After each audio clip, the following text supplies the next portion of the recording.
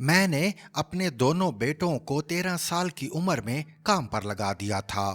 یہ دن کو اسکول جاتے تھے اور شام کے وقت دفتر میں کام کرتے تھے۔ یہ ماڈل کامیاب رہا اور یہ 20 سال کی عمر میں انڈیپینڈنٹ بھی ہو گئے، خوشحال بھی اور تجربہ کار بھی۔ میں نے گریجویشن کے بعد ان کی تعلیم کا سلسلہ بھی روک دیا تھا۔ میرا خیال تھا کہ گریجویشن تک تعلیم کافی ہوتی ہے۔ نوجوانوں کو B A, B S C یا بی اے کے بعد کام کرنا چاہیے، اور یہ جب 25-26 سال کے ہو جائیں تو پھر یہ اس فیلڈ میں ماسٹر کریں جس کی انہیں ضرورت ہے۔ بلا وجہ اور بے مقصد ڈگریاں لینے کا کوئی فائدہ نہیں ہوتا۔ یہ فارمولہ صرف خوشحال اور اسٹیبلش فیملیز کے لیے ہے۔ غریب اور پسماندہ طبقے کے نوجوانوں کو یونیورسٹی تک تعلیم حاصل کرنی چاہیے۔ بہرحال میرے ماڈل کا یہ فائدہ ہوا۔ میرے بیٹوں نے 25-26 سال کی عمر تک کام، کاروبار اور فائنینشیل مینجمنٹ کی زیادہ تر باریکیاں سیکھ لیں، اور یہ اب ہائر ایجوکیشن کے لیے باہر جا رہے ہیں۔ بڑے بیٹے فائز نے ڈیجیٹل مارکیٹنگ میں ماسٹر کے لیے انگلینڈ میں داخلہ لے لیا ہے، جبکہ دوسرا ٹورازم میں ماسٹر کے لیے یونیورسٹیاں تلاش کر رہا ہے۔ فائز نے 2 دن قبل مانچسٹر سے فون کیا۔ یہ ملک کی صورتحال پر پریشان تھا۔ میں نے اسے اسی طرح تسلی دی جس طرح تمام والدین اپنے بچوں کو دیتے ہیں۔ یہ جب نارمل ہو گیا تو میں نے اس سے پوچھا، تمہیں انگلینڈ اور یونیورسٹی کیسی لگ رہی ہے؟ یہ ہنس کر بولا، یورپی ملکوں میں سیر کے لیے آنا آسان، لیکن پڑھنا اور کام کرنا مشکل ہوتا ہے۔ مجھے ٹف محسوس ہو رہا ہے، مگر یہاں لائف بہت سموتھ ہے۔ سوئچ آن کریں تو لائٹ ہوتی ہے، چولہا جلائیں تو گیس ہوتی ہے، سڑک پر نکلیں تو ٹریفک رواں دواں ہے، شاپنگ سینٹروں میں شاپنگ چل رہی ہے، ریستورانوں، کافی شاپس اور بارز میں گاہک بیٹھے ہیں، لوگ پارکوں میں جاگنگ اور سائیکلنگ کر رہے ہیں، اور یونیورسٹیوں اور کالجز میں کلاسز چل رہی ہیں۔ پورے شہر میں لائف سموتھ ہے۔ یہ درست ہے، یہاں مہنگائی ہے، لیکن سپلائی چین میں کوئی بریک نہیں۔ یہاں کوئی آئے گا اور توڑ دے گا جیسا خوف بھی نہیں۔ میرے بیٹے کا کہنا تھا، مجھے یہاں ایک ایک پاؤنڈ کمانا اور بچانا پڑتا ہے، چنانچہ لائف ٹف ہے، مگر اطمینان اور سکون بہت ہے۔ میں نے پاکستان میں کروڑوں روپے کمائے، کمپنیاں بھی چلائیں، لیکن وہاں میں نے اسٹریس کے بغیر ایک رات بھی نہیں گزاری۔ خوف کی تلوار ہر وقت سر پر لٹکتی رہتی تھی۔ مجھے یقین نہیں ہوتا تھا صبح میرا دفتر بچا ہوگا یا نہیں، بجلی، گیس اور پیٹرول ہوگا یا نہیں، میں سڑک پر نکلوں گا تو میں اور میری گاڑی بچے گی یا نہیں، میرے اکاؤنٹ کے پیسے اکاؤنٹ میں ہوں گے یا نہیں، میرے امپلائیز کل بھی میرے امپلائیز ہوں گے یا نہیں، اور میں نے جو کام شروع کیا ہے وہ میں مکمل کر پاؤں گا یا نہیں۔ میرے سر پر وہاں 36 قسم کے خوف سوار رہتے تھے، مگر یہاں میں صرف اسٹوڈنٹ ہوں، کلاسز لیتا ہوں اور ہفتے میں 20 گھنٹے کی نوکری تلاش کر رہا ہوں، اور بس۔ میرے سر پر کوئی اسٹریس نہیں، میں اس خطرے سے آزاد ہو چکا ہوں۔ میں سڑک پر جاؤں گا تو وہاں ایمبولینسز اور موٹر سائیکلیں جلی پڑی ہوں گی، اور لوگ موٹر وے پر کرکٹ کھیل رہے ہوں گے، جبکہ میں نے پاکستان میں جنرل مشرف کے دور سے امن نہیں دیکھا۔ پہلے بم دھماکے ہوتے تھے، پھر ججز کی بحالی کی موومنٹ شروع ہو گئی، اور اس کے بعد چل سو چل۔ ملک میں کوئی دن ایسا نہیں گزرا جس میں ہنگامہ نہ ہو یا ضروریات زندگی کا کوئی نہ کوئی عنصر غائب نہ ہوا ہو۔ پاکستان میں روز سڑک بند رہتی تھی، یا پھر بجلی، گیس اور انٹرنیٹ، اور آپ نے اگر کوئی چیز باہر سے منگوا لی تو اسے کسٹم روک لے گا، اور آپ نے اگر کوئی چیز باہر بھجوا دی تو وہ ایئرپورٹ پر پڑی پڑی خراب ہو جائے گی۔ میں نے اس کی بات سن کر کہا لگایا اور پھر کہا، تم 10-15 سال کو رو رہے ہو، میں نے اپنی پوری زندگی اس ملک میں استحکام نہیں دیکھا۔ چھوٹا تھا تو ملک میں PNA کی تحریک چل رہی تھی، پھر بھٹو کو پھانسی لگا دی گئی، پھر جنرل ضیاء الحق کے خلاف ہائے ہائے کے نعرے نعرے لگنے لگے اور آخر میں اب عمران خان کے ٹائیگرز کے ہاتھوں ملک کو جلتا دیکھ رہا ہوں۔ میرے والد بھی پوری زندگی استحکام کو ترستے رہے۔ ان کے بچپن میں گوروں کو نکالنے کی تحریک چل رہی تھی اور وہ جب دنیا سے رخصت ہو گئے تو اس وقت بلاول بھٹو کا مہنگائی مارچ چل رہا تھا۔ وہ پوری زندگی کہتے رہے مجھے یہاں ایک دن سکھ کا سانس نہیں ملا۔ میرے بیٹے نے بھی کہا لگایا اور کہا یہ پھر 3 نسلوں کا المیہ ہے۔ میں نے رک کر کہا نہیں، 4 نسلوں کا۔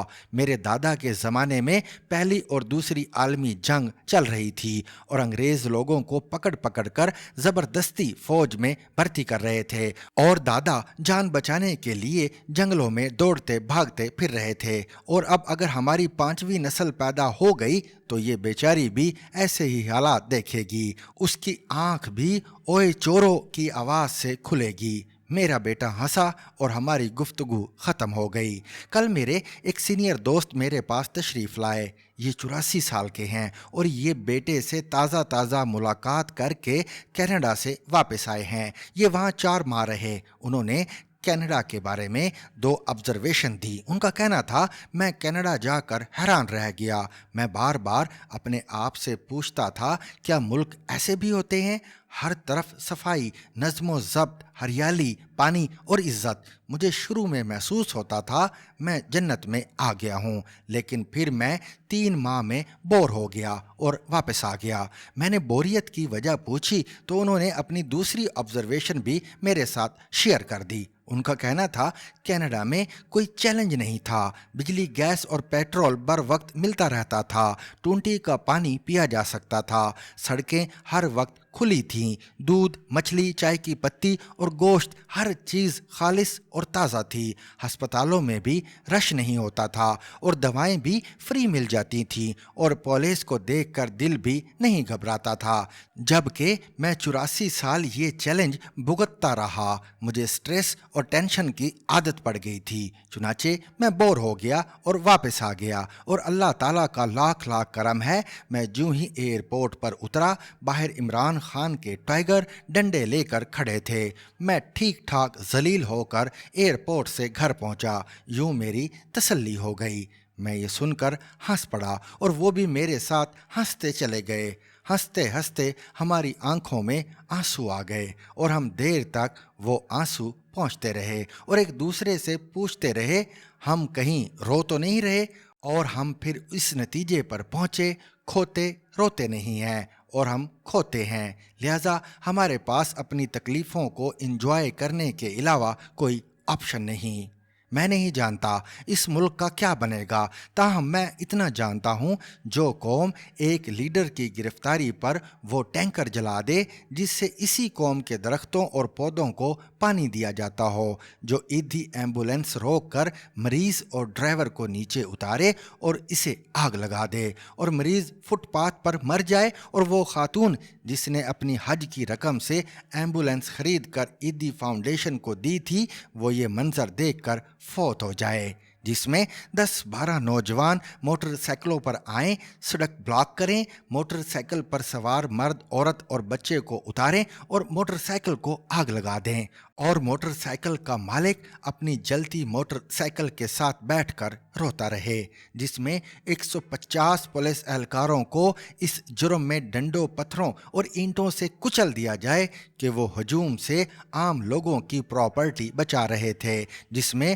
ٹول پلازے کو آگ لگا دی جائے، کور کمانڈر لاہور کے گھر کے اندر گھس کر پورا گھر تباہ کر دیا جائے اور انقلاب پسند وہاں سے کھانا، سبزی، جرابیں، کپڑے، انڈے، مور، مرغیاں اور یونیفارم تک لوٹ کر لے جائیں، جس میں ریڈیو پاکستان کی عمارت جلا دی جائے، جس میں آرمی ویلفیئر ٹرسٹ کی عمارت کو لوٹ کر آگ لگا دی جائے، جس میں میٹرو اسٹیشن جلا دیے جائیں، بسوں، پولیس وینز اور تھانوں کو آگ لگا دی جائے، جس میں فوج کے شہداء کی تصویروں پر پتھر مارے جائیں اور جس میں عام شہری کو سڑک پر مار دیا جائے، اور آخر میں سپریم کورٹ ملزم کو اپنا مہمان ڈکلیئر کر دے اور ہائی کورٹس بلینک ضمانتیں دے دیں اور ملک میں مٹھائیاں بٹنے لگیں۔ اس ملک کا کیا مستقبل ہوگا؟ عمران خان گرفتار ہوئے، عمران خان رہا ہو گئے، لیکن درمیان کے 3 دنوں میں جو ملک کے ساتھ ہوا اس کا ذمہ دار کون ہے اور اس کا حساب کون لے اور کون دے گا؟ دوسرا سوال، اس ملک کے مقدر کا فیصلہ مہینے کیوں کرتے ہیں؟ ہم نے پہلے 1.5 سال 2022 کے نومبر تک پہنچنے اور بچنے میں ضائع کر دیا۔ پی ڈی ایم نومبر میں اپنی مرضی کی تقرری کرنا چاہتی تھی اور عمران خان اپنا آرمی چیف لانا چاہتا تھا۔ اس کشمکش نے ملک کا جنازہ نکال دیا۔ ہم ڈیفالٹ کے کنارے پہنچ گئے اور اب سپتمبر کی ریس جاری ہے۔ P D M chief justice اور صدر کی ریٹائرمنٹ کے بعد الیکشن کرانا چاہتی ہے، جبکہ عمران خان سپتمبر سے پہلے وزیر اعظم بننا چاہتے ہیں، اور اس ریس نے ملک کا رہا سہا کچومر بھی نکال دیا۔ اور میں جب یہ سوچتا ہوں سپتمبر میں ابھی 4.5 ماہ باقی ہیں تو کانپ اٹھتا ہوں۔ کیونکہ مجھے محسوس ہوتا ہے شاید معاذ اللہ یہ ملک سپتمبر تک پہنچ ہی نہ پائے، ہم اس سے پہلے ہی فارغ ہو جائیں۔ چنانچہ اب اللہ تعالیٰ کے علاوہ کوئی آپشن باقی نہیں، اللہ ہی اس ملک کی حفاظت کر سکتا ہے، کیونکہ یہ ملک اوپر چھوٹے انا پرست اور اقتدار کے بھوکوں میں پھنس گیا ہے اور نیچے عوام کی مت ماری گئی ہے۔ یہ صحیح اور غلط کی تمیز ہی کھو بیٹھے ہیں اور یہ تباہی کا آئیڈیل کمبینیشن ہوتا ہے اور ہم اس کمبینیشن کا شکار ہو چکے ہیں۔ چنانچہ آپ اب میری طرح کھوتے بن کر ہنسنا شروع کر دیں۔ کیونکہ کھوتوں کو رونا نہیں آتا۔